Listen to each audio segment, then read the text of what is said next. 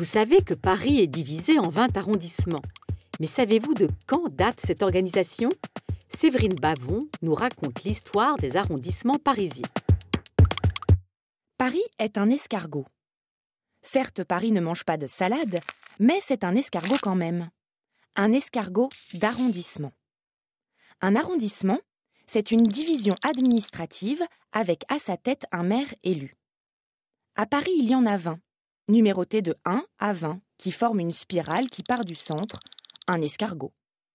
Citons ensemble dans ce dédale quelques lieux connus de tous. Le musée du Louvre se trouve dans le 1er arrondissement, la Tour Eiffel dans le 7e, les Champs-Élysées sont dans le 8e et le Sacré-Cœur dans le 18e.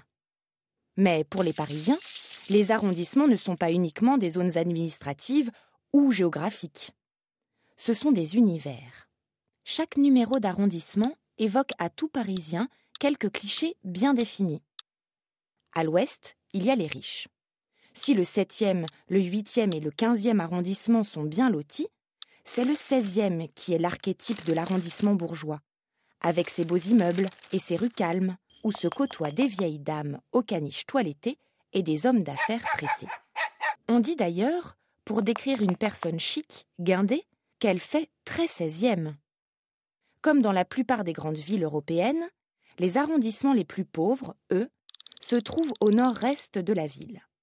Dans nos latitudes, les vents soufflant principalement d'ouest en est, la répartition de la population se serait rapidement opérée lors de l'industrialisation du XIXe siècle. À l'ouest, la bourgeoisie protégée des fumées, à l'est, les ouvriers sous la fumée.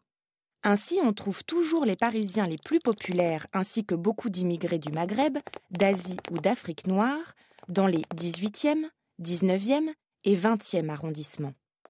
Le 13e? Pour le Parisien, c'est Chinatown.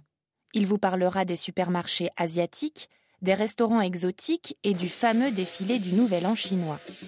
Le 11e, lui, est le lieu branché par excellence. Magasins bio, réparateurs de vélos et ateliers d'artistes attirent des populations jeunes et créatives.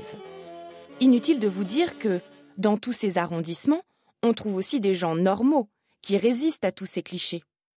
Paris n'a pas toujours été un escargot. Lorsque les arrondissements sont créés en 1795, la ville est plus petite et il n'y en a que 12, numérotés de gauche à droite et répartis en 2 lignes séparées par la Seine.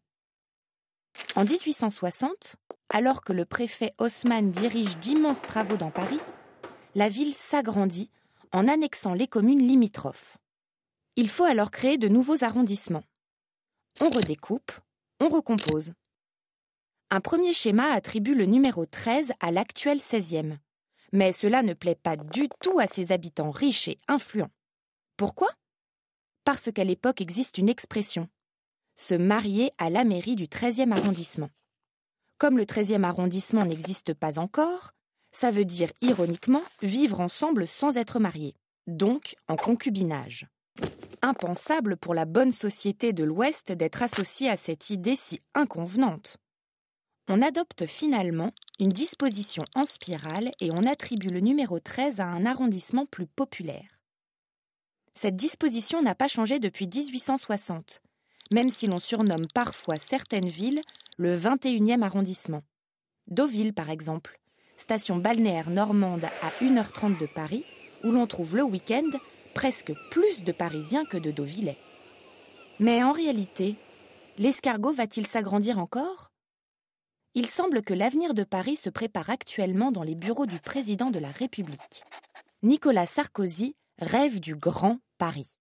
Le Grand Paris, encore au stade d'ébauche, viserait à créer une vaste métropole en reliant Paris et ses banlieues. Et ça serait pour quand ce grand projet? Dans les années 2020. Et oui, c'est lent, un escargot.